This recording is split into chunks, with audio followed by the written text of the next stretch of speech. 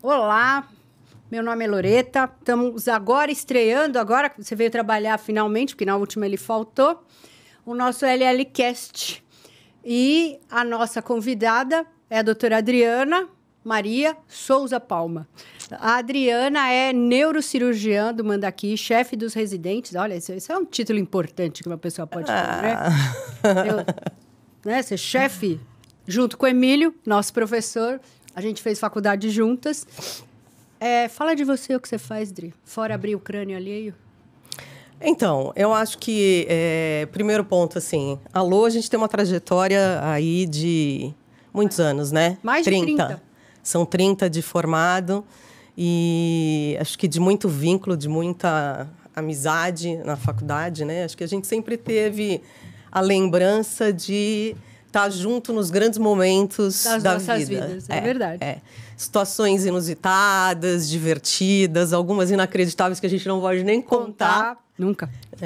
E acho que mesmo a gente seguindo caminhos distintos, profissionais, a gente sempre tá aí nesse vínculo, né? Minha médica também, né? Tenho que falar quem pega no meu pé. E eu, ao contrário da Lô, acabei fazendo muito mais a minha trajetória com formação, com uma medicina no setor público. Que eu acho que é absolutamente diferente do setor privado. São medicinas completamente distintas. Né? E isso, assim, com formação... Com residentes? Né? Com residentes. Isso foi uma coisa que foi acontecendo, né? Junto com o nosso professor. E junto com isso, algumas outras atividades, né? Acho que fiz um período de atividade pericial. Hoje tenho outras atividades também, ligado a uma faculdade, junto com internos.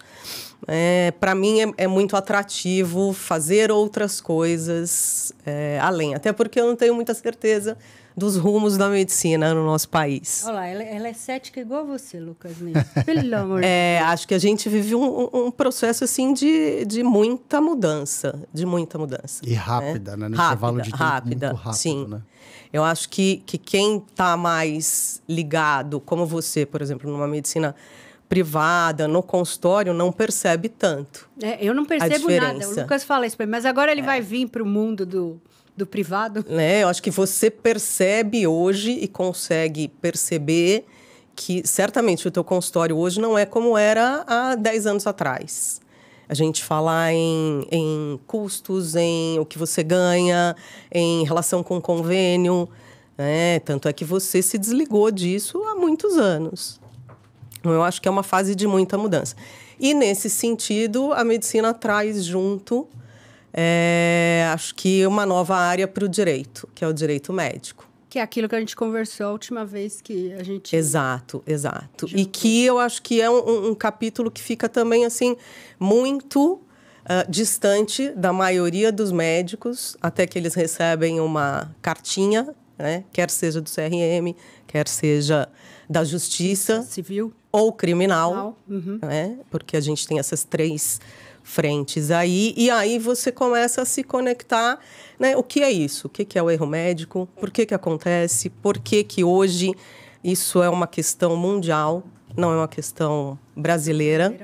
Né? A gente tem a última estatística do ano passado da Organização Mundial de Saúde de 2,6 milhão de óbitos no ano por erro médico. Por erro médico? Por erro médico. Isso dá uma estatística de 5 óbitos por minuto. Mentira. A gente terminou uma frase, 5 morrem. A próxima, mais 5 morrem. Então, eu acho que é isso a importância. É um assunto que, para a gente formada há 30 anos, a gente tinha necessidade de falar disso? Não. Né? De forma nenhuma. O médico era absolutamente respeitado, era uma autoridade. Hoje em dia, não. Hoje a gente vive a realidade de agressões a médicos o tempo todo, em pronto-socorro, as questões de formação. Então, acho que é um tema importante para a gente debater. Né? Bem complexo. Super. Né? Tem várias esferas interessantes. Super. O Lucas tem aquele seu ponto do exame médico, né? Que você sempre fala. Eu adoro isso, né? Você tava no congresso quando dei a aula sobre propedêutica, né? Eu fui monitor da propedêutica na faculdade e uma das grandes causas, aí você me corrija se eu estiver errado, da onde acontecem principalmente as queixas de pacientes contra médicos é por conta de uma comunicação ruim. É uma expectativa que o paciente tinha que não foi sanada devidamente ou, eventualmente, uma falta de explicação de um procedimento, falta de entendimento, né? Então, eu sempre gostei muito disso, né? Da parte de anamnese, né? Quanto mais você pergunta, sou fãzaço do professor Selmo Celeno Porto, que agora está no Instagram também, né? Muito simpático, gosto muito. Gostei de estudar pelo Portão, pelo Portinho, porque eu falo, olha... Em boa parte, assim, né, os meus professores brincavam, falavam, olha, 80% do seu diagnóstico aqui praticamente está na sua anamnese e no seu exame físico, né, de você saber ouvir, de saber olhar o paciente, examinar, saber o que você vai buscar, né, porque se você não sabe o que você está buscando, você não sabe nem ver o que você está encontrando ali, né. Então, eu acho que isso é e parece que perdeu-se um pouco, né, eu sempre briguei com isso, por exemplo, né, das pessoas ligarem para passar no consultório de um médico e aí a secretária, não tenho nada contra a secretária, mas a secretária passa uma lista de exames. Eu falei, gente... E já pergunta o que você tem, né? Você precisa de uma anamnese, você precisa de um contexto para você pedir o exame, para aquele exame te ajudar a afastar ou, eventualmente, te ajudar no diagnóstico. Então, como que você vai fazer exame pré-consulta, né? E aí, a questão jurídica também, né? A questão legal, eu falo, olha, você imagina se eu vou pedir um exame para alguém, essa pessoa fica em jejum, ela vai para o laboratório, ela tem uma intercorrência, ela desmaia, cai, bate a cabeça, e aí vai falar, não, mas por que ela foi fazer esse exame? Não, porque ela ia passar no médico. Eu acho um tanto quanto absurdo, assim, né? Eu nunca pedi exame antes da consulta. Peço alguns exames de imagem, mas eles são de rotina, obrigatoriamente. Sim, mas aí é outro contexto. Então, né? Mas são pacientes né, que você acompanha. Quando é a primeira vez, eu não deixo fazer. A primeira vez não tem como, né? Até porque você não pode. Não pode, eu não posso... Mas é algo que é feito a larga escala. Sim, mas eu não conheço, eu não conversei, eu não examinei e eu já mando... olha, você vai fazer isso.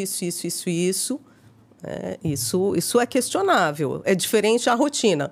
Vamos fazer o exame anual, como eu te falo. Já pede para mim tudo que eu sei que eu tenho que fazer. Isso, não tenho nenhuma outra queixa. Mas eu acho que esse é um ponto.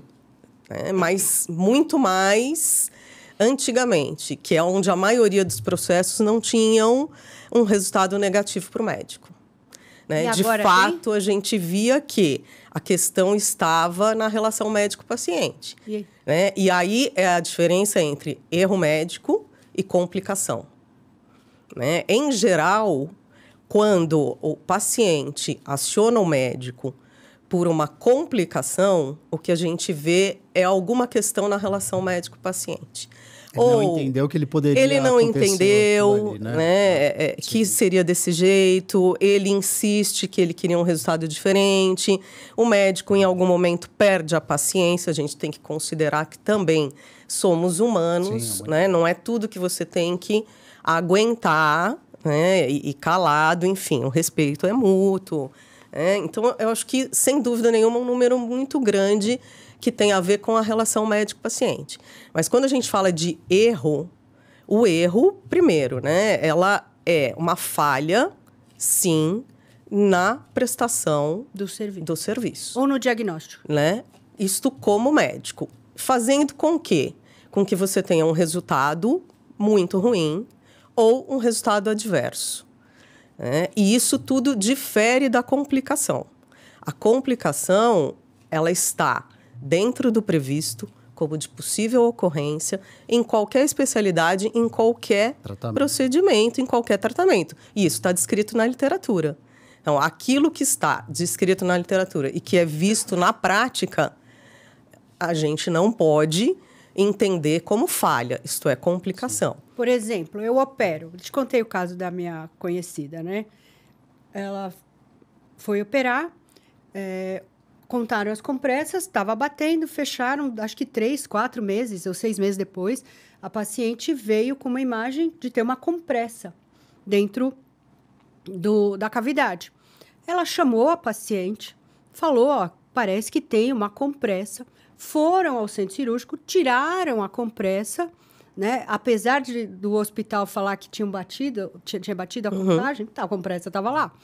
Isso não é erro médico, isso é uma complicação. Isso é uma complicação. Porque esquecer uma compressa, infelizmente, está dentro do jogo. Porque sangra muito, alguém conta errado. E só, eu sempre falo isso, só quem opera sabe o perrengue que é na hora. Principalmente a gente faz obstetrícia, né? Então, aquele útero, tudo, aquilo é, na verdade... Uma complicação que pode acontecer. É uma complicação. O que não pode, o que sai da complicação, né, e passa a ser judicializado é o quê? Você não tratar a complicação. Ou você ver, por exemplo, a paciente que está, nesse caso, ela vai ter dor. Ela não vai melhorar, você vai entender primeiro, olha, essa dor é por causa do pós-operatório, da cesárea, isso acontece, isso se prolongou? Não acontece. Né? Você pede um exame de imagem, aí você fingir que aquilo não está lá. Ou você opera e não fala para o paciente. Não fala para o paciente, não descreve no prontuário. Aí é uma outra questão. Né? E a compressa é uma discussão, o corpo estranho, na verdade, é uma discussão bem grande, até porque existe essa prerrogativa da responsabilidade do hospital. Né? Você está operando, existe um instrumentador que tem que fazer a contagem da compressa, não tem como você... Tá no ato e né, você vai se prender Kelly de cima e embaixo, depois você vai tirando. Mas a complicação, ela faz parte do ato, ela tem que ser encarada, ela tem que ser dita e ela tem que ser documentada. E me dá um exemplo de... Então, o que a gente vê... Por exemplo, a gente tem, primeiro, 3 situações.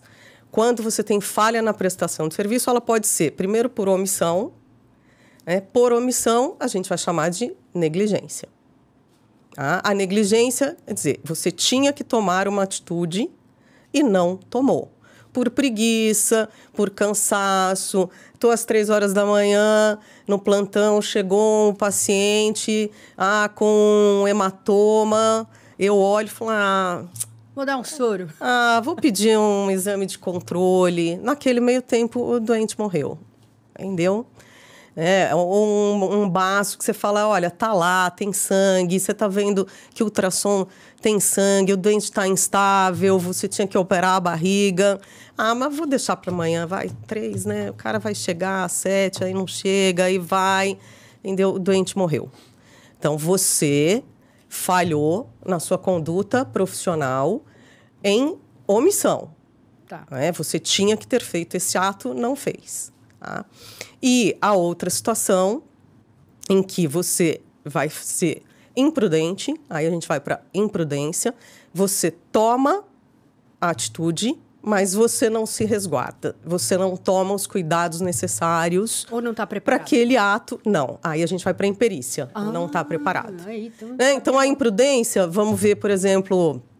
Vou operar um diabético. Você vai operar um paciente com distúrbio de coagulação, né, que você não pediu plaqueta, você não fez reserva de sangue, você vai para uma cirurgia de risco, né, ou você resolveu operar alguém com uma tomografia de 7 dias atrás. Não repetiu o exame. Não, mas aí você estava dando neuro, senão o povo aqui vai ficar todo achando. Né? Até procedimento, um cateterismo, por exemplo, se você não tem um resguardo da cirurgia cardíaca, por exemplo, você pode ter uma ruptura ali no meio do caminho. Então, essa é a situação em que você é imprudente. Você foi e achou que não ia dar nada. Exato. E mas quando tem você o outro vê... lado também, mas assim, eu acho que é uma parte difícil. Dos 3, julgar. Eu acho que é o mais difícil de julgar. A menos supor. Que...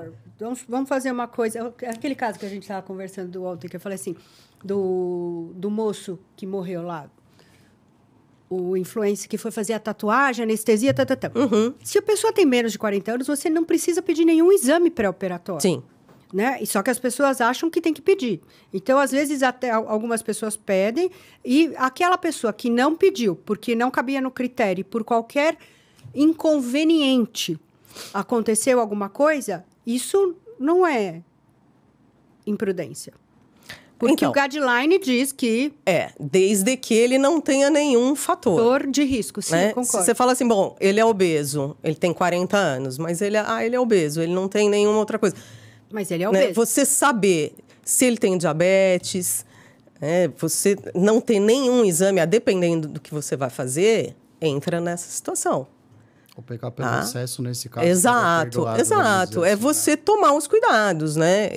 Para eu fazer tal procedimento, é prudente que eu tenha isso, né? Para me precaver, para precaver de complicações para o paciente. Eu acho que são duas situações também que a gente sempre tem que lidar. É a segurança do paciente, em primeiro lugar, e a nossa. Você tem que ir operar no lugar que tem a infraestrutura necessária. E você também pensar no quê? Esta atitude que eu estou tomando pode me trazer problema? Alguém pode questionar? Não faça. Entendeu? Toda atitude médica, eu digo isso para os meus residentes o tempo inteiro. Toda atitude que a gente tomar, a gente se pergunta: eu posso ter problema? Eu posso? Então vamos rever. Se fosse a minha mãe ou o meu filho, eu faria exatamente desta forma e eu estaria satisfeito com esta conduta? Beleza, vai em frente, né? Que tá tudo certo. Agora, se você começar não, pensando bem, se abre a discussão, você vai ter dor de cabeça, né? E a terceira, que essa é mais fácil de todas, que a gente vê hoje de monte, é a imperícia. Imperícia. Imperícia. É o cidadão... o Lucas acha que é neurocirurgião. Pega um plantão... Vou fazer uma cirurgia. Vai lá e vai fazer. Vai abrir a cabeça. E aí a gente entra nas outras áreas que também se colocam na área médica, né? Então, a gente vê profissional que fez procedimento X no consultório, não podia, não estava liberado, não tinha formação. A imperícia o cidadão não tem formação para aquilo. Não tem capacidade técnica para fazer e faz. E aí a gente vai para 3 tipos, né, de processos. Civil, que é o indenizatório, que não dá para você saber o que é pior. Entendeu? Porque o indenizatório, em geral, são processos de muito tempo, anos, em que você está pagando o seu advogado. Você pode até ficar livre no final das contas, mas você vai ficar ali 5 anos, 10 anos. Todo o estresse que isso envolve. Né? Você não dorme. Tem causas que são gigantescas, com indenização gigantesca. Você computa tempo de vida do paciente. Se você cometer um erro numa criança, você imagina a expectativa de vida de uma criança de 5 anos, tudo isso vai contar naquilo que você vai ter que arcar como indenização. Junto ao conselho, que também não é nada agradável. Entraria no ético. Aí você vai para isso com censuras públicas, suspensão, cassação, até esse limite. Tão ruim quanto e criminal. O criminal precisa catástrofe. Morrer criminal, não? Não precisa. Mas se existe o óbito, o seu delito é homicídio culposo. O seu delito se chama homicídio culposo. E aí a gente vê o quê? A gente tem, nos últimos 4 anos, um aumento de 35%. Então, no você sabe que eu número atendi uma de paciente processos. essa semana? 35%. Ela falou assim, meu peito. Eu falei, vai lá no seu plástico. Não dá, doutora, ele tá preso. Eu ri tanto com ela. Eu falei, como tá preso? Ele saiu até na TV, doutora. Eu falei, credo. Eu falei, você é doida, operou com esse cara. E ao que você atribui esse aumento de processo? Eu acredito que seja um pouco de tudo, obviamente, mas a entrada mais da judicialização da medicina, ou um pouco também de falta, talvez, desse carinho, cuidado e desse senso de responsabilidade? Então, eu acho que é multifatorial. Até porque isso é um problema mundial. Eu estava ontem conversando com um amigo que mora na Alemanha. Ele falou, nossa, me fizeram uma consulta por telefone. Eu com uma lesão de pele, eu mandei uma foto para a dermato. Acredito. Eu mandei a foto para a dermato, ela mandou a receita para a farmácia. Eu fui pegar o remédio direto na farmácia. Então, ele sempre diz, puxa, eu preciso fazer um tanto de coisa, eu vou para o Brasil para poder fazer exame, para poder ser ouvido. Acho que este é um fator, Lucas. Agora, existe um fator muito sério que é formação. Então, quando a gente vê o aumento crescente, porque 35% em 4 anos é muita coisa. A estatística eu até anotei aqui, porque é um dado bem interessante. CFM 2024, Mas tá vendo? Total de... Você tá vendo porque eu pegava o papelzinho dela? Xerocava tudo? Total de 573.750 processos em 2024. Para um total de 562.206 médicos. Ou seja, é uma média de processo por médico de 1,02. Isso quer dizer que eu nunca tomei nenhum, você também não, você também não. Então, tem 3 aí já ferrados, né? Já tem pelo menos uns 3 levando... Mais de um. Mais de um, entendeu? A gente tem médicos que 10, 15... Tem casos, assim, que são bizarros. Mas é uma estatística alarmante. É vergonhoso, eu diria. Alarmante. É vergonhoso. Né? Desses, óbvio, que São Paulo encabeça. São Paulo, Rio Grande do Sul, surpreendente, porque todo mundo iria dizer Rio. Eu acho que se eu fosse pensar, falar, Rio de Janeiro só não é primeiro porque tem menos gente, né? Menos médicos. Mas, enfim, São Paulo encabeça, Rio Grande do Sul, Rio de Janeiro, Minas e Bahia. E a GO, ginecologia e obstetrícia, com 42,6% de todos os processos. Mais por obstetrícia ou mais por gineco? Então, o dado é ginecologia e obstetrícia. Porque eu sempre tive, vou te interromper, eu sempre tive a percepção na obstetrícia que o número de processos era muito grande, porque tem uma coisa que eu acho muito importante. Por exemplo, eu faço pouca obstetrícia hoje em dia, mas eu pego a paciente e eu dou uma aula de parto para ela. Como vai ser o parto, ela vai para fisioterapeuta, explico tudo, eu não deixo ela fazer o curso no hospital.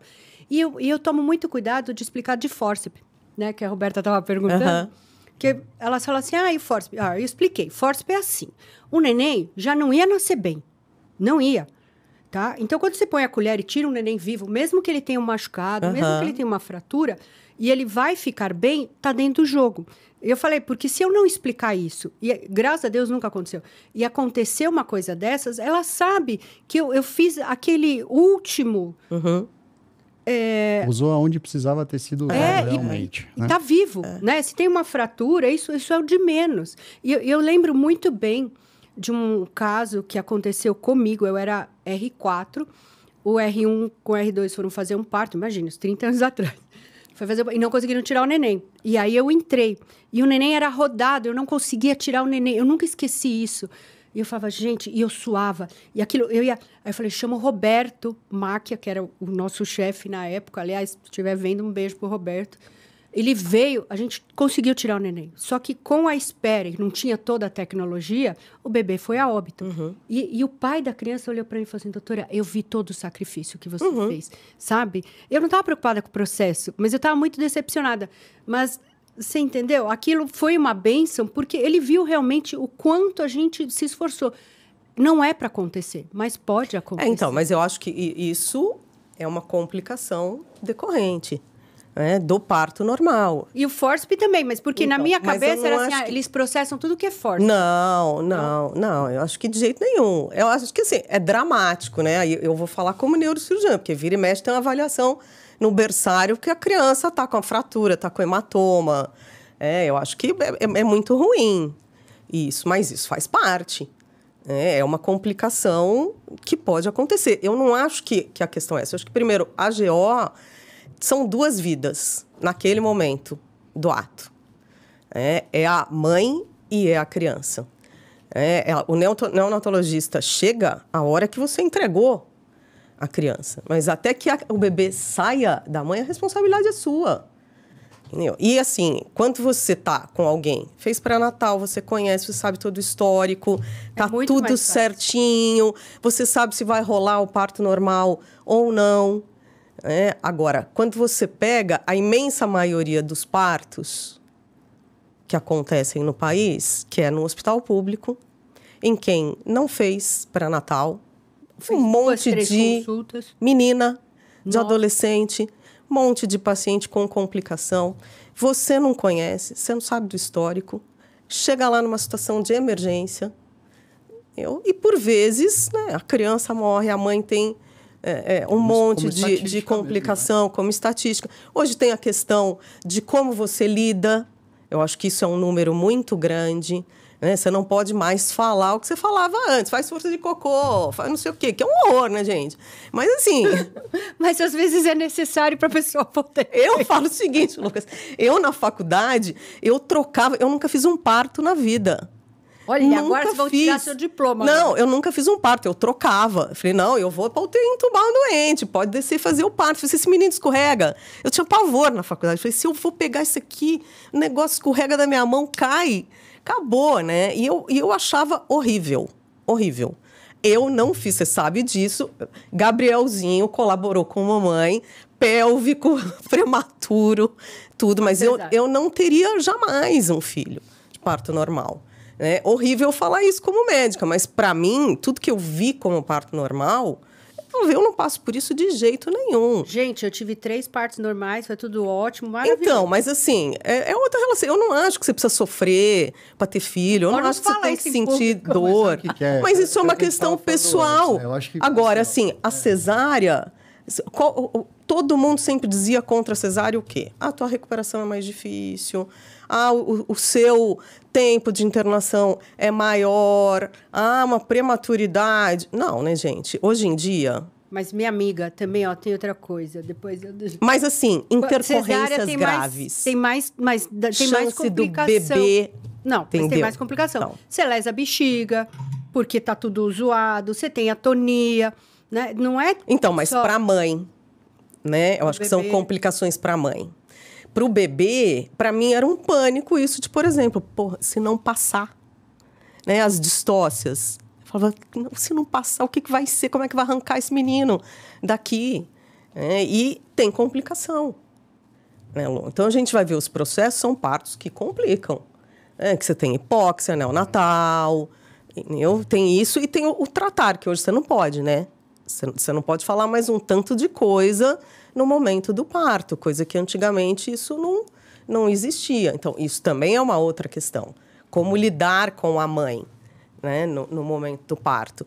Então, eu acho que, assim, como a ginecologia e a obstetrícia vai se estruturar com isso, entendeu? Não sei. Como isso é lidado para quem está em formação na área, não sei, mas é uma estatística gritante.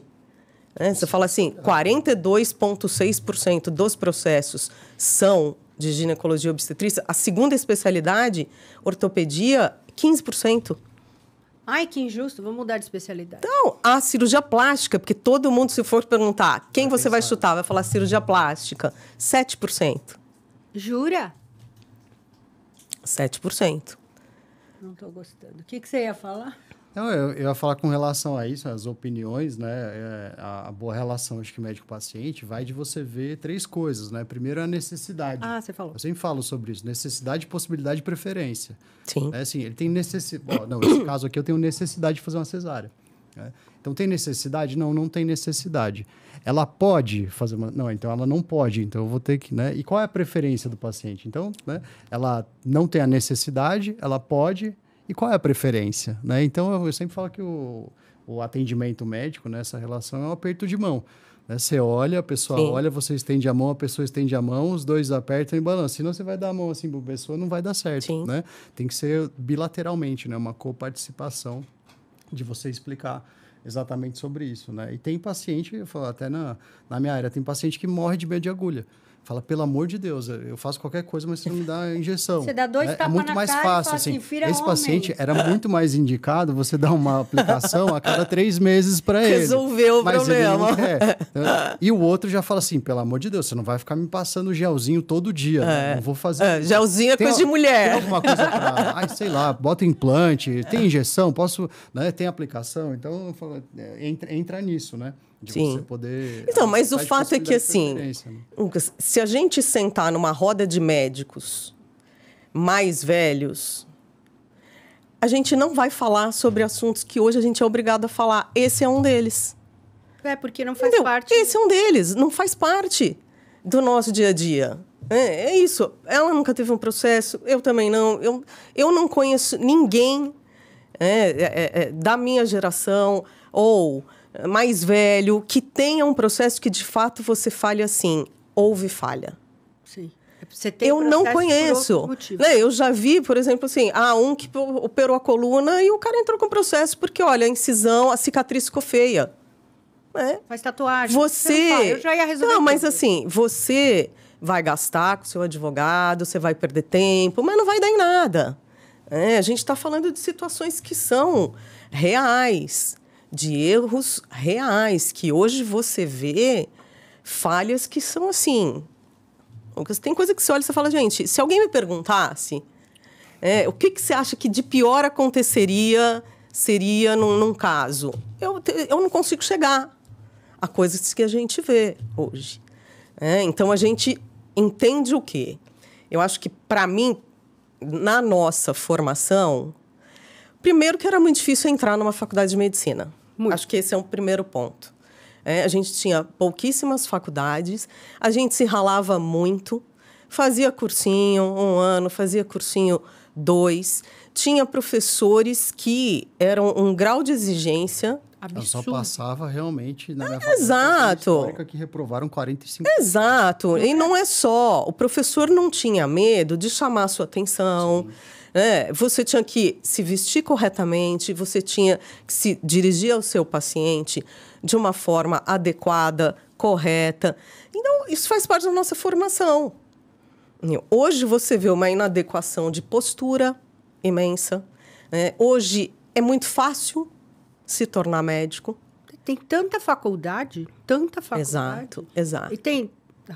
Vou falar Estamos isso depois, qualquer coisa você corta. As como foi o caminho do direito, né? Não só do direito, Você precisa de uma prova da ordem. Olha, e assim, hoje isso foi aprovado. E a gente tem dados, assim, que para mim são estarrecedores. Você pegar metade dos médicos não saber fazer uma aferição de pressão arterial. Ah, mentira. Você vê a prova do CRM que não era... até então, a prova, quando ela não era obrigatória, a gente conseguia ainda ver uma estatística por faculdades. Depois que se tornou obrigatória, não. O CRM foi proibido Por quê? de divulgar. Por quê? Porque é óbvio que tem faculdades que, se você olhar e falar lá, bom, teve 80% de reprovação. Fecha. Fecha. Então, agora...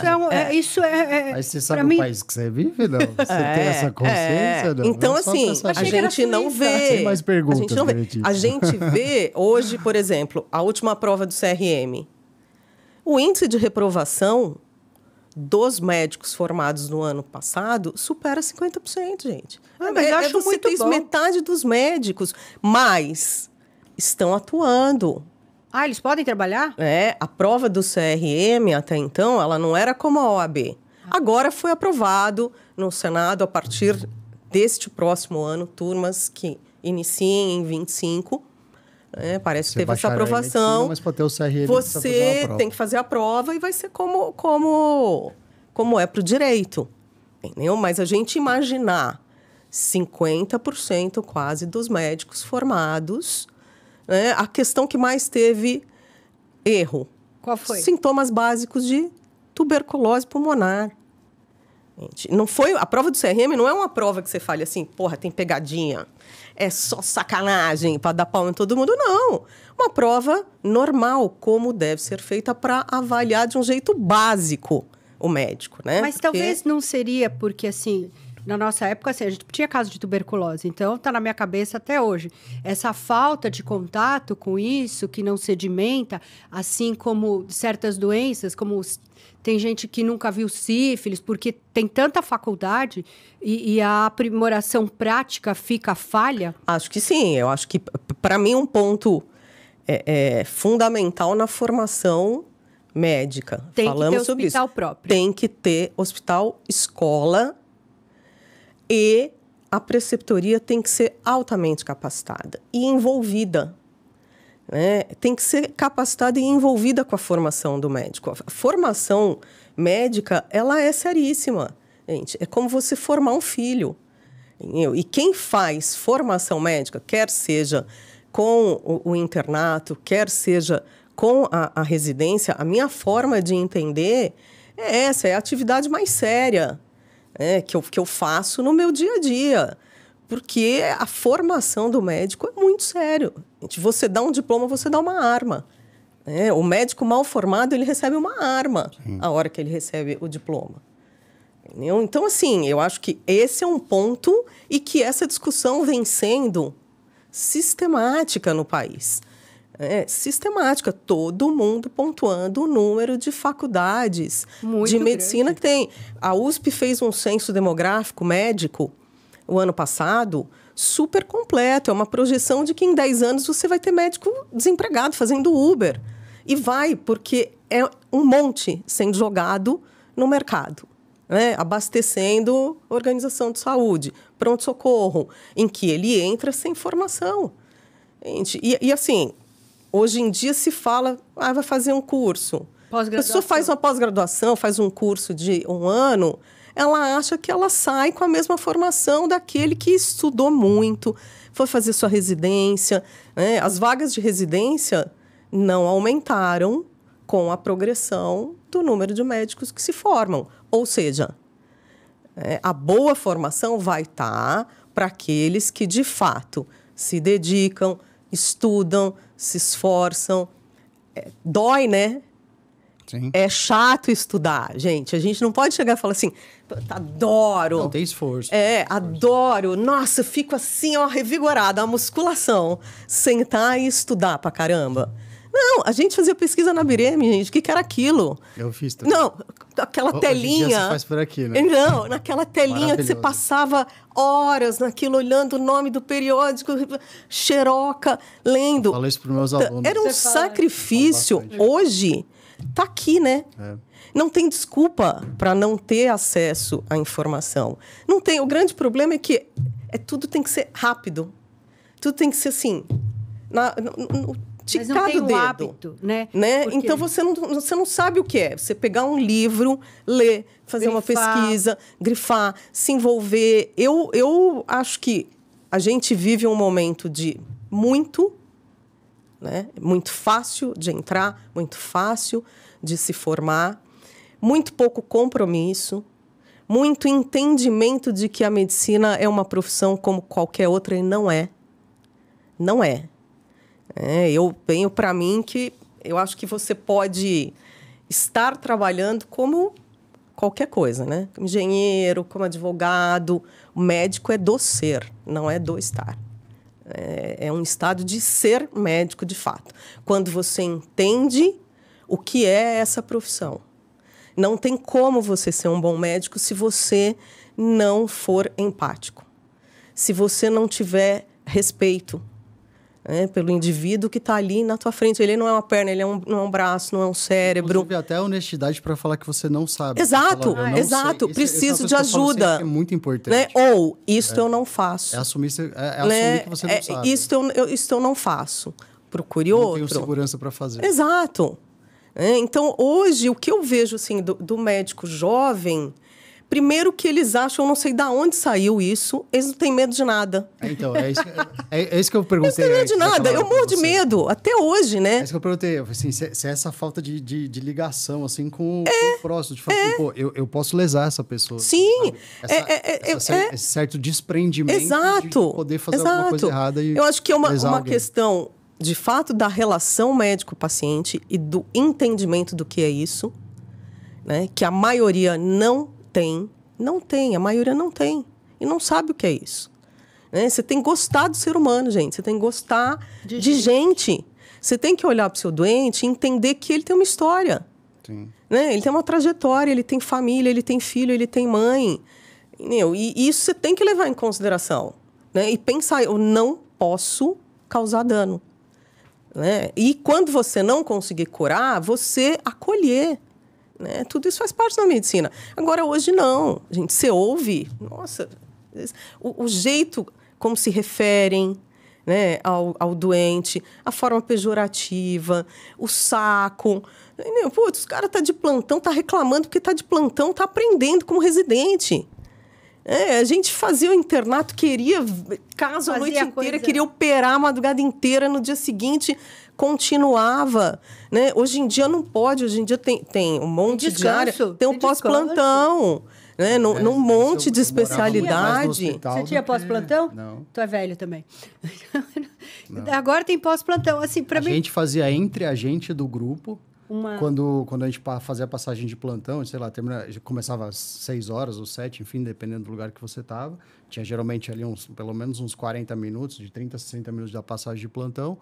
E aí a gente se dividia entre nós do grupo para que quem tivesse ficado de plantão fosse até... Eu fiz a Unifesp, né? Então, assim, a gente tinha a Merepan, que era a casinha lá, para a gente poder ir lá, tomar um lanche, tomar um banho, descansar uma horinha e voltar para poder inteirar na visita que estava dos doentes de novo, entendeu? Então, isso é entre a gente, mas não tinha pós-plantão. Isso Não, era não um tem. acordo Então, não que tinha. a gente Ficava, ou seja, tinha, você virava 36. 36. Que 36? Né? Quando eu era residente, eu era explorada. Graças a Deus. Exato. Entrava na sexta de manhã, ficava até a segunda à noite. Então, mas isso vinha do internato, né?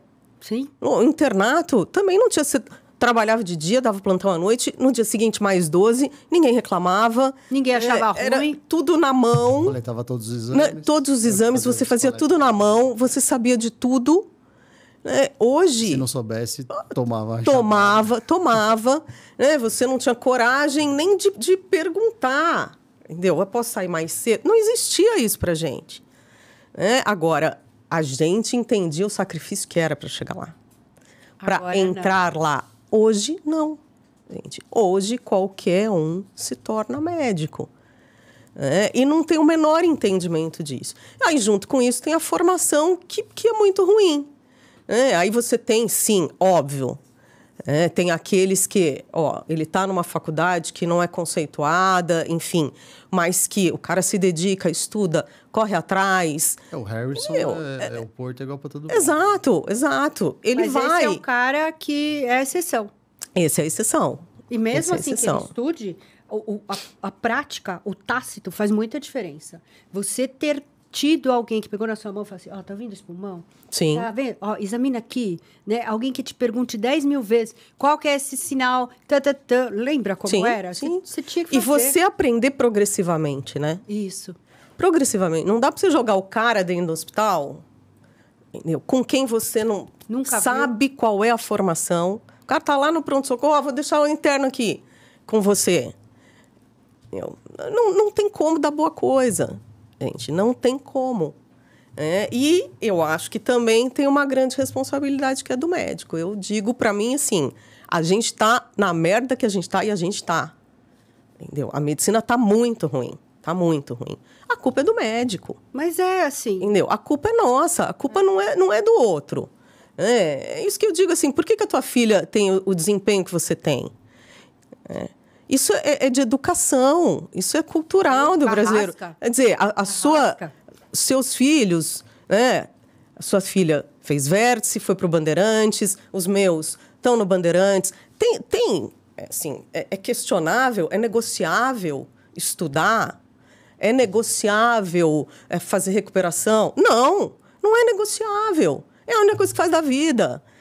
Não são filhos que, ajuda a mãe, vende paninho no farol. Não, que tem todo conforto, que tem tudo. Então, também é uma responsabilidade nossa, de formação. De olhar e falar, não, bonitinho, você não vai fazer uma universidade porcaria. Você não vai. Entendeu? A sua formação, eu gasto com você X por mês na escola, você vai estudar, essa é a sua obrigação. Você vai dar valor para o que você tem. Então, também eu acho que não dá para a gente jogar no colo só, isso é só a política pública, porque é uma política de não estar nem aí para o médico, para não sei. Sim, isso existe sim. Mas você falou uma coisa as coisas ruins existem porque tem quem pague por elas, e paga muito. Então, não dá para a gente dizer assim, isso é coisa de... Poxa, o pessoal, né, que não tem estudo, que não tem educação, que não tem acesso à informação, só tem esta opção. Nós não estamos falando disso. Gente, nós estamos falando de famílias com condição de pagar 15 mil reais numa faculdade de medicina. Entendeu? De pais que têm acesso a olhar e falar, deixa eu ver isso daqui, como é que é? Né? Deixa eu ver. Uma coisa é você falar... vamos ver a estatística aqui das faculdades que o cara vai olhar o quê?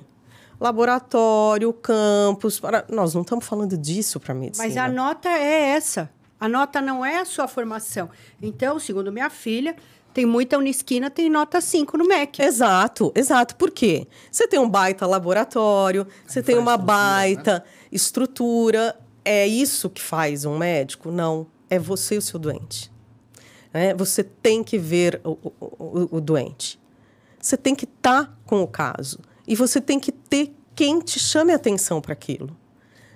Quem coma seu toco, te chame de burro para você ter vergonha e estudar. Eu sou a favor disso. Não, isso é uma coisa interessante, né? Que eu falo. Eu sou da época que você ser burro era uma vergonha.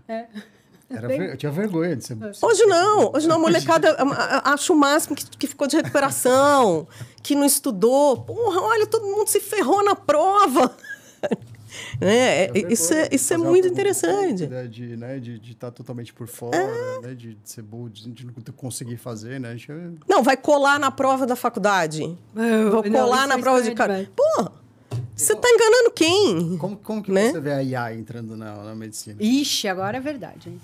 Então... Você sabe, cuidado com o que ela vai responder. Não, eu acho que grande parte do que a gente está vivendo e grande parte desse número de processos enorme, né? Eu vou falar primeiro, assim, da tecnologia. Eu acho que a tecnologia, ela é uma super aliada fantástica da gente. A gente economiza tempo, a gente ganha muito com a tecnologia. Primeiro, porque a gente não é dependente dela. Se você tiver que fazer uma pesquisa na Barça, você vai sentar no chão e fazer a pesquisa na Barça. Você vai já falar, putz, nossa, espirrando, né, de mexendo no papel. Mas você vai fazer sem dor. Sem dor. Então, para a gente, eu acho que é ok. Para a medicina e o médico novo, eu acho que ela afasta em absoluto do paciente e da essência da medicina, que é ouvir e sentir. Ela te tira completamente disso. Por quê? Entendeu? Porque eles acham e entendem que você faz diagnóstico pedindo 1 milhão de exames e não sim, ouvindo perfeito, e conversando. Eu também acho. Entendeu? Era disso que a gente estava falando. É o que a gente falou no começo. Que volta porque você está falando de milhões de exames. Milhões de exames que não necessariamente você precisaria e que, a depender do seu paciente da faixa etária, vão te embolar a vida. Porque se ele tiver um monte de coisa... O raciocínio clínico vem com prática, com conhecimento e com estudo. Agora, se você não tem, você tem uma formação ruim. Então, eu acho que hoje existe uma arrogância imensa do médico jovem associado com uma ignorância brutal. Porque você toma cuidado e você tem medo, quanto mais você sabe. Não é quanto menos você sabe. Tem aquele trabalho, né? Não tem um trabalho que mostra... Marcelo dá aula e ele tem um slide que ele mostra que quando a pessoa conhece pouco, ela é muito arrogante. Ela muito é. Imprudente. Ela não tem medo de nada. Depois eu vou te mandar. Dunning-Kruger. Acho que é. Acho que é isso. Aí, no final, assim, quando você sabe muito, você é uma pessoa que é muito cautelosa. Não, e você pensa... Porque você olha e fala, não, isso daqui pode ser isso, mas pode ser isso. Se eu fizer isso, pode acontecer. Você fecha o circuito todo. Então, eu sempre disse isso para mim, por exemplo, a hora que eu dizia, principalmente na emergência, que eu olhava e falava assim, eu não vou operar esse doente. Este eu vou esperar, porque eu acho que vai evoluir bem sem. Porra, aquilo era, ferrava com a minha vida e com a minha noite. Porque se eu tivesse que operar, subia, resolvia e acabou. O não operar, que eu já falei, não, mas vai acontecer isso, vai acontecer aquilo. Então, de hora em hora, você está lá, descendo, olhando, registrando tudo, né? Porque a tua conduta, você sabe qual é a repercussão. Então, os caras hoje não sabem. Como eles têm uma formação muito ruim, eles não conseguem imaginar qual é a repercussão, o que pode acontecer. Então, assim, diagnóstico diferencial. Eu brinco, na minha área, gente, todo paciente que chega falando enrolado e com déficit de um AVC, né? Diagnóstico diferencial na neurocirurgia, é gigante, você tem que ter conhecimento, senão você vai errar. E assim em tudo. Então, é isso. Aí o cara não tem empatia, o cara acha que ele é o máximo, aí ele confronta, né, com o doente. Então, ali você vê uma guerra que vira, né? O médico está apanhando, estão berrando. Então, eu acho que isso, claro, que vai te induzir a processos.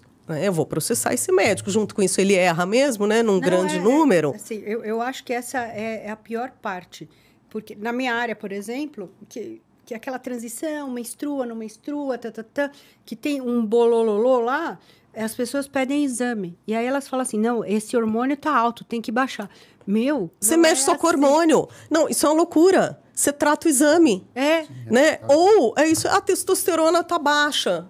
A mulher tá casada há 30 anos, não aguenta mais olhar pra cara do marido. Sim. E o problema lá pra ela é que a testosterona tá baixa. Aí você pergunta assim pra ela, se passar por aqui o Brad Pitt aqui na piscina, você vai querer? Quero. Problema da testosterona baixa. Como é que você vai fazer uma boa medicina em 20 minutos de consulta, em 10 minutos de consulta? Dependendo do que é, né? Óbvio, né? Mas assim, no geral, uma coisa clínica, né? Porque o paciente, ele tá, como você falou, inserido num contexto, né? Sim. Se você não entende, por exemplo, né? Eu sempre lidei muito com um estilo de vida. Então, por que esse cara não está fazendo exercício? Por que ele está comendo demais? Por que ele come errado? E por que ele não está dormindo direito? Eu tenho que entender se ele está com problema. Porque senão não vai adiantar nada. Eu vou querer... não, vou te dar um remédio para você dormir direito. Não adianta, porque ele está com outro problema. Né? Então, acho que isso é importante, né? É o perder tempo com o paciente. Sim, né? sim. Perder tempo, na verdade, não perder, né? Mas investir tempo naquilo ali que você... e saber o que você está procurando, né? Outro dia estava em algum grupo, agora não vou lembrar que grupo, alguém pediu cobre. O cobre está alto. Será que é doença de Wilson?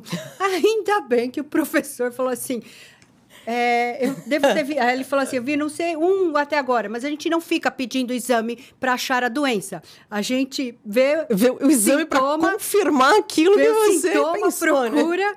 E aí a gente pede o exame. Mas é isso que está acontecendo hoje. Eu peço um monte de exame, aí vem um hormônio, pede alumínio, cádmio, mercúrio. Você vai falar para o paciente, você trabalha no garimpo, filha? Porque não tem o menor objetivo, né? E é uma questão estatística, né? Assim, quanto mais exame você pede, maior é a probabilidade, por exemplo, você pede 5 exames ou 30 exames, maior a probabilidade de dentro desses exames vir alguma coisa alterada. Sim. E que você talvez não vai ter que lidar com aquilo e não necessariamente é uma... Sim, e aí você vai atirando para tudo que é lado, né? E você não resolve. Mas as pessoas não entendem isso, nem o paciente e nem o médico. Porque o paciente fala assim, ela me pede um monte de exame, é ótimo. Eu falo, gente, não é pedir um monte de exame, 10 mil exames, lá um monte de folha, aí acha um diagnóstico que salva uma vida em 1 milhão de exames que você pediu. Né? Aí você se acha muito fodão. Nossa, eu sou foda. E ainda fala assim, não, a vida não tem preço. Né? Gente, você destruiu o sistema de saúde inteiro. Então, essa é uma outra questão. Essa é uma outra questão, né? A gente fala muito, porque o convênio, porque não libera, porque um século para autorizar. Muito. Mas o que se faz também com o convênio? Que convênio vai ter saúde para... você pedir exame, 800 não é só códigos. Isso, não. Quando eu trabalhava na Sul América, o que tinha? Tinha fraude. Neguinho ia operar uma perna. 4.000 códigos. Não, 4.000 códigos. Tá bom, pode cobrar lá os 4.000 códigos. Não sei se vão pagar. Mas aí ele falou que usou 8 estentes. Aí eu liguei pro Marcelo. Marcelo, falou, mal cabe 2 estentes aí, né? Ele falou, não, ele fala que colocou 8. Não colocou 8. Isso é fraude. Sim. Então, começa daí. O convênio pagava pouco, aí eu ponho um monte de código. Mas aí eu também peço um monte de material que eu não preciso. E aí o convênio fica sem dinheiro, começa a subir. Não, e por vezes o instrumentador... repassa para o contribuinte. O instrumentador abre e não usa. Né? Porque pediu que isso também é uma parte. Porque uma parte dos processos são as obrigações de fazer, que também é um problema para o médico. Né? Isso também é um problema. Uma coisa é a prática médica, que isso a gente não vai conseguir conter. Se a gente fizer isso aqui o ano que vem, Vai estar A maior gente sua vai estar estatística. com um número infinitamente maior e vai ser cada vez maior. Né? Mas a gente também tem as obrigações de fazer. O médico induz, fala lá, olha, precisa fazer isso, entra com ação judicial. Ele faz. Vai para a Porque perícia. E aí, o perito analisa, fala, isso aqui não precisa, isso aqui não precisava, isso aqui não precisava, isso aqui não precisava. Quem vai pagar? Né? Não vai ser o convênio. Né? Vai ser o coitado do paciente, que nem noção tinha, né? Porque ele acha que ele entra com uma ação, o juiz dá liminar, acabou ali. Ele acha que o convênio não vai recorrer. Né? E isso vai ser periciado. Entendeu? Então, é um problema assim, infinitamente maior. Antigamente, o convênio nem gastava dinheiro com isso, porque era muito pequeno. Ainda quando eu trabalhava, aí esse volume começou a aumentar. Aí, o que o convênio faz? Contrata a sua própria equipe de advogado. Exato. De advogado e de perito. Hoje, todos os hospitais têm os peritos e as empresas que trabalham como perito para os hospitais.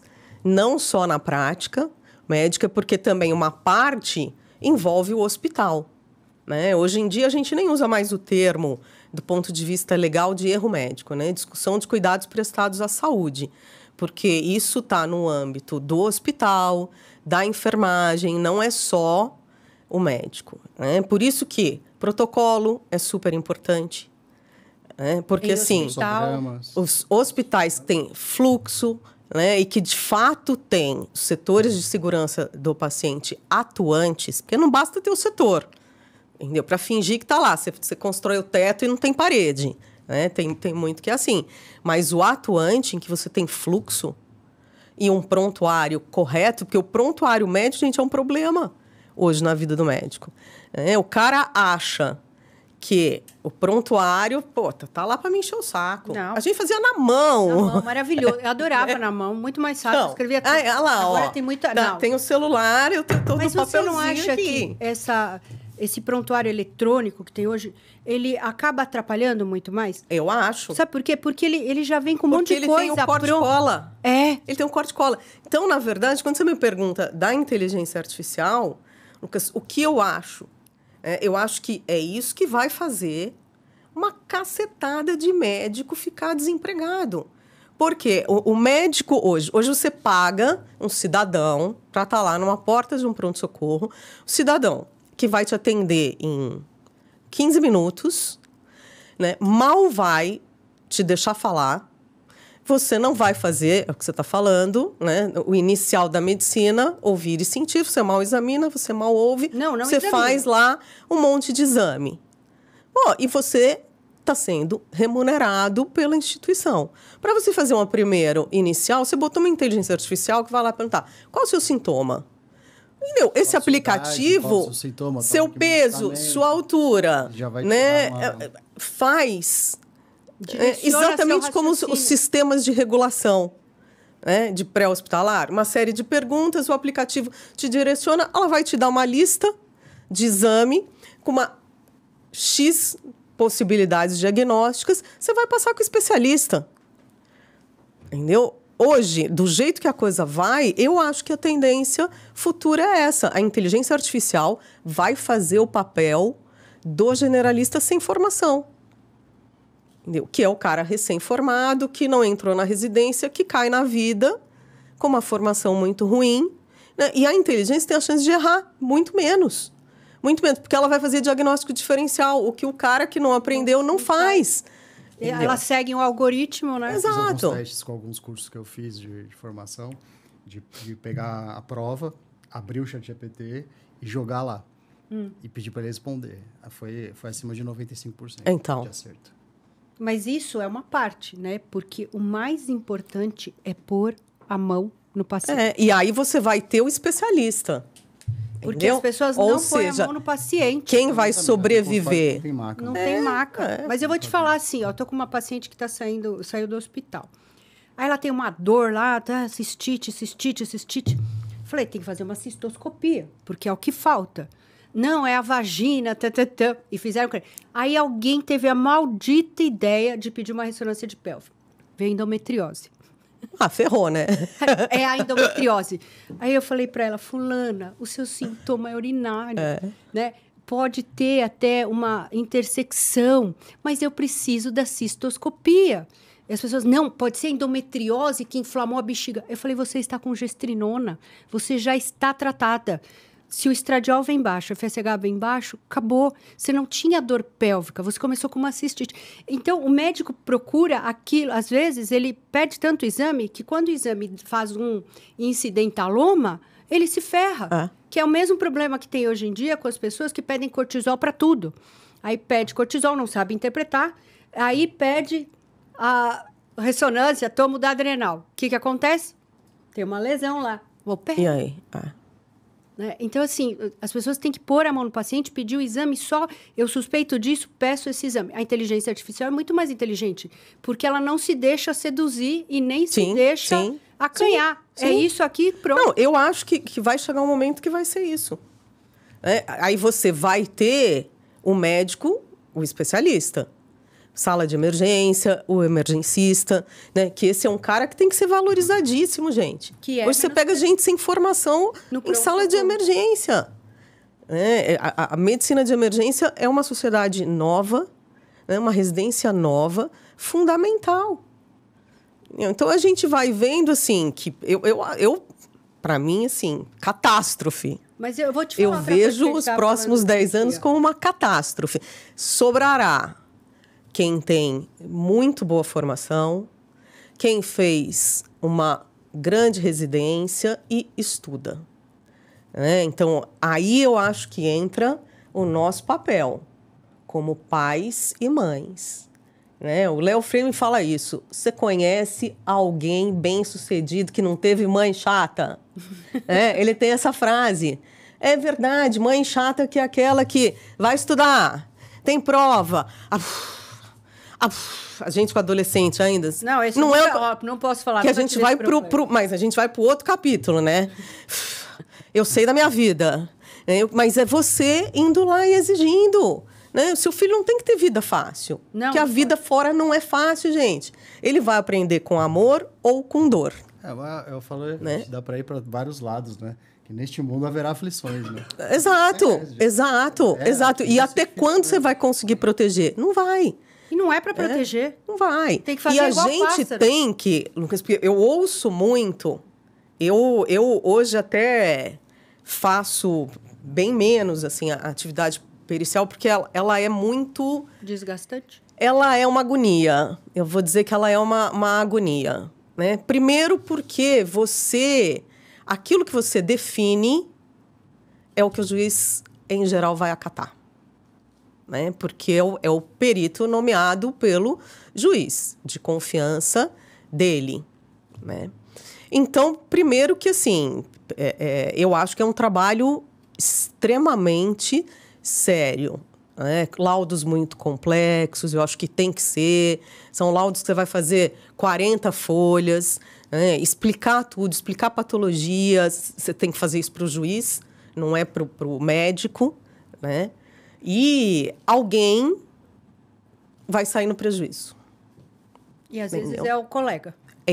Hoje, né? Eu acho que, assim, eu fiquei alguns anos no IMESC, que é o órgão do Estado que faz todas as perícias públicas, né? Para os processos que estão em geral, são as pessoas que conseguem a justiça gratuita.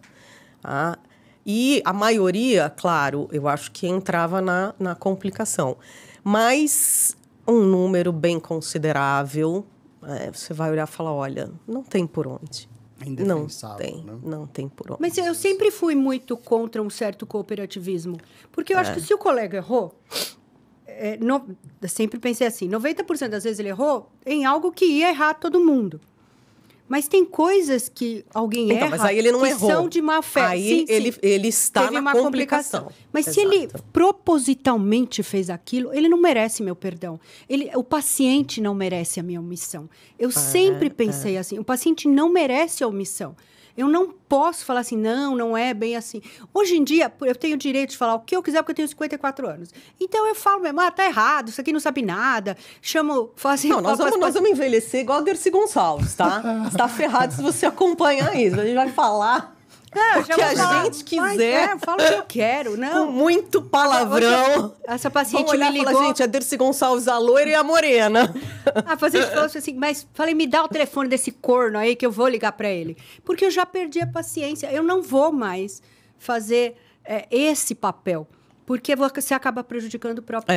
Não, eu acho... E a gente tem que ter um entendimento. Não é porque a gente tem convênio, você tem, eu tenho...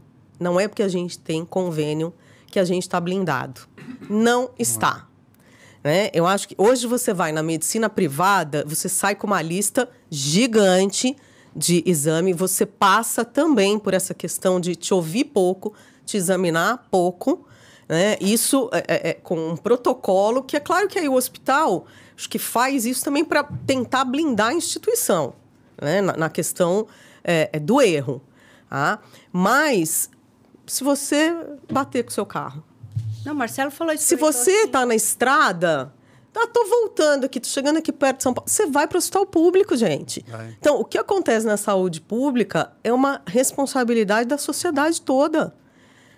Não é só de quem usa ou de quem trabalha, é de todo mundo. Porque um dia pode ser o seu filho, a gente tem filho jovem, sai, né? Aconteceu qualquer coisa... vai para o hospital público, vai selar o primeiro atendimento. Mas lembra aquilo que a gente falou? Eu nem sabia disso, né? Que eu brinco, eu falo assim, gente, não me põe na UTI, que eu só sei ver elétrico quando tá morto, porque o resto eu não lembro mais nada. Mas já tá bom, entendeu? Porque você sabe... Não, já tá bom. Mas se você perdeu você sabe que outro dia... eu tive um dia... Eu tava...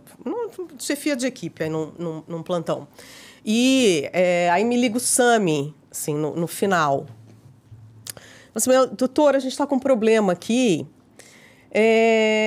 Porque tem um paciente, a gente ligou para a família, que vieram trazer a declaração de óbito. A gente ligou, já ligou para a família está vindo. E aí a enfermeira veio aqui correndo para avisar que o paciente não morreu. Que horror! Assim, um milagre. Aí você olha, aí ela fala assim, então, e aí a gente precisa ver como é que a gente vai fazer. Eu falei, não, então vamos lá. Primeiro, você avisou para a família que ele não morreu? Que morreu? Não, a gente pediu para vir para o hospital. Eu falei, então, beleza, faz de conta que tá todo mundo aqui super competente, né? Já tá chamando a família que tá grave, entendeu? Eu falei, então, essa é uma parte, ok. Né? Aí você vai olhar, entendeu? Que eu falo, gente, não é possível, eu preciso ver. Isso não é possível. Não morreu? Não morreu. Provavelmente o cidadão foi olhar o quê? Olha no monitor. Né? Nem encostou no paciente. A constatação de óbito não é só você olhar no monitor. Né? Não é. O monitor tem interferência, você tem que ir lá, você tem que examinar.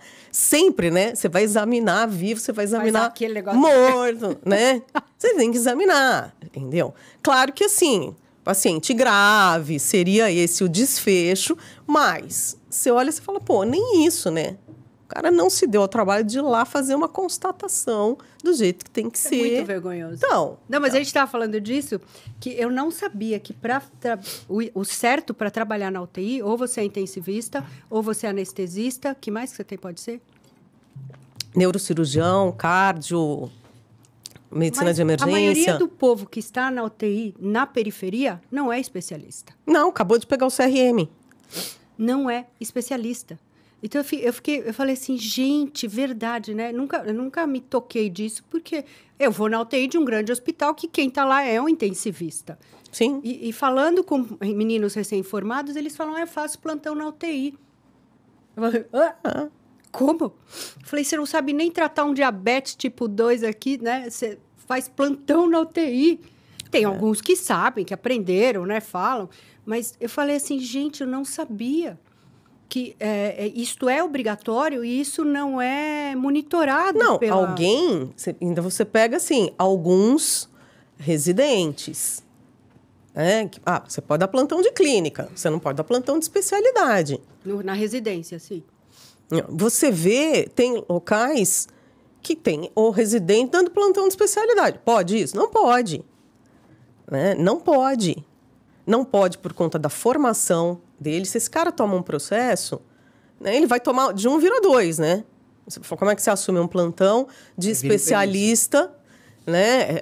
Não, aí vai. Exercício ilegal da medicina. Ah, é? Se você for assumir um plantão, né? Entendeu? De uma especialidade que você ainda não se formou. Mas você, como médico, não pode fazer o que quiser? Você pode fazer o que quiser como generalista. Você não pode assumir um plantão. Acabei de me formar, vou assumir um plantão de neurocirurgião. Ué, vou lavar a cabeça. Pode, vai responder por tudo poder isso. Você pode. Né? Poder você pode. Exato. Você tem que avaliar o quê? Eu tô lá na Amazônia, entendeu? A mulher resolveu parir. Eu sou médica, eu vou ter que fazer esse parto aí. Vai ser a primeira vez da minha vida. Você tem que fazer. Uma parte se deixar, vem sozinho. Agora, né, em São Paulo... Que tem muito... Você vai assumir aquilo que você não está pronto para assumir? Né? Então, dá medo, gente. Eu devo dizer, assim, que dá medo. Aí, Lucas, você passa a ser super importante para botar todo mundo, para não ficar doente, né? Sim. Para, de fato, não ficar doente, gente. Porque dá medo. Acho bom você cuidar de mim quando eu estiver velho, me tira do sol, me põe do sol, né? Fala pra Simone fazer um bolinho pra mim. Rega. Agora, a gente pode fazer o quê? A gente como médico. O quê? Eu acho que a gente tem um papel importante. Não, já vou formar minha filha bem, que é pra bichinha cuidar de mim. Exato, mas é o quê? Né? Você ter a noção de que a sua filha vai cuidar da vida do outro. Sim. Que é muito mais sério do que cuidar da vida dela. Sim. Porque o outro não te conhece, o outro está com você num momento de fragilidade absurda. E que você é a única... Absurdo. Gente, quando você entra num hospital, eu acho que esse para mim acho que é a maior prazer quando você faz a medicina dentro do serviço público. Aquilo ali é o lugar de maior aceitação de tudo que existe no mundo. Não tem religião, não tem questão sexual. É o policial que está numa enfermaria com o detento que está na outra. Né? As pessoas choram junto. É aquele momento, assim, da mais absoluta verdade do seu doente e daquele familiar. E não é possível que você não se conecte a isso. Né? Não é possível que você não se conecte. Quando você fecha o olho para a dor do outro, do seu paciente, você está na profissão errada. Não tem como. E tem muita gente na profissão errada. Hein? Tem muita gente na profissão errada. Não, eu vou te falar que eu já chutaria metade. Não, e aquela propaganda assim, você dá plantão? Pra que você dá plantão? Saia do plantão. Eu falo, olha, se acontecer alguma coisa, eu quero que tenha alguma pessoa dando plantão. Se todo mundo sair do plantão, a gente tá lascado. Aqui. Como se dá plantão, né? A gente tava falando isso. Feio, né? É ofensivo. Mas o plantão... Parece que não deu certo na vida. Exato. Ou é isso, assim, você querer atender quem não tem condição e atender como você faria com quem tem condição. Gente, isso parece que você... Não dá plantão, você não deu certo na medicina. Não. É uma coisa meio estranha. Eu fico com uma raiva, porque eu mando pra ele, falo assim, olha este corno aqui, ó, falando, não dê plantão. Você Marcelo vai dar plantão lá no Hospital São Paulo de Havaiana? Não, entendeu? É isso que eu falo, os meus residentes, todo mundo tá bem vestido, tá de sapato, tá de camisa, tá bem apresentado, cheirosinho. Senhor, senhora. Isso faz parte. É respeito ao seu doente, é um conjunto de coisas. Não, Marcelo dá plantão lá na escola, ele tem que dar o plantão, ele é obrigado, né? Tem um plantão que é presencial no PS, onde ele é o chefe, e os plantões da vascular, onde ele fica à distância. Então, no começo do ano é uma desgraça, porque é sempre o R1 que não sabe porcaria nenhuma. Mas esse R1 não é um R1. Esse cara já fez cirurgia. Que é o R1 da vascular, que já tem 2 anos de cirurgia. Exato. Né? Então, mas aí ele sempre fala assim, você vê o progresso daquelas pessoas que eram Zé Mané, sai um cirurgião vascular, na escola paulista de medicina, né? Então, esse trabalho, hoje em dia, da docência, ele é muito importante. Ele é muito importante. E é mal remunerado, primeira coisa, né? E é um trabalho que vai formar quem vai te atender amanhã. Sim. Né? E assim, hoje em dia, as pessoas não querem fazer residência também, tem isso. Não querem, porque eles acham que eles vão dar plantão e eles vão ganhar muito mais. Vão ganhar mais. As organizações de saúde, hoje, as terceirizações, tomam conta, né, na cidade. Eles vão ganhar mais? Vão. Mas, assim, extremamente expostos, altamente substituíveis, né? E não vai sair daquilo. Não tem condição de sair daquilo para mais nada. Não, aí ele vai fazer uma pós-graduação, tá? Aí ele vai falar que é endócrino, aí ele vai pôr implante, vai ganhar dinheiro por um tempo, mas ele não vai se sustentar. Porque serão tantos deles que o preço agora do implante, graças a Deus, vai começar a baixar. Porque é muita gente. Né? Então, assim, ficarão somente quem realmente resolve. Sim. E graças a Deus eu tenho mais 20 anos de trabalho só. Né? Você precisa um dia chamar o Marcelo para a gente falar sobre isso, porque é um trabalho. Marcelo é tímido, acho que de coração, né? Fala pro Lucas perguntar por mim. Ah, é? Ele é tímido, mas eu acho que o Marcelo tinha que falar sobre isso também. Nossa, ó, passamos muito tempo. É que se deixar eu e a Adri, a gente fala aqui a noite inteira, né? É que esse assunto é muito extenso, gente. É muito extenso. Você vai abrindo capítulos. A gente jantou, a gente ficou falando sobre isso. Mas eu queria agradecer muito a sua presença, a sua honestidade de sempre, a sua chatice de sempre. Nossa, é uma característica, né?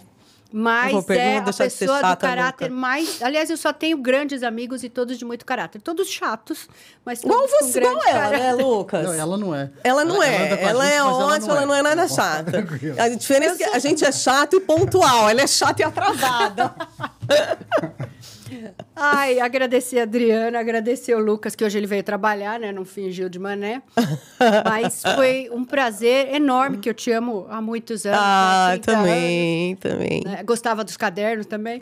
Mas agradecer muito, Dri. E que o pessoal do Mandaki, seus residentes, saibam que você realmente é uma puta médica. Muito obrigada. Olha, a parte chata, eles com certeza... sabem. Uma coisa interessante de ver, né? Acho que para quem está vendo, quem está assistindo também, né? Você olha, eu faço esse exercício, né? De sair daqui, sentar aqui e ficar olhando, né? Você falando como médica, né? O que você se indigna, né? O que você estava falando ali você vê que está na sua essência, né? De realmente. Tá, eu não sei, pois é. De fazer. Eu me pergunto quem fez isso comigo. Quem fez isso comigo? Eu ainda não sei. Eu não sei se isso é a parte boa ou ruim da minha vida, mas... Não, é boa, é a melhor. Eu tenho orgulho de ser sua amiga. É isso. Muito obrigada, queridos.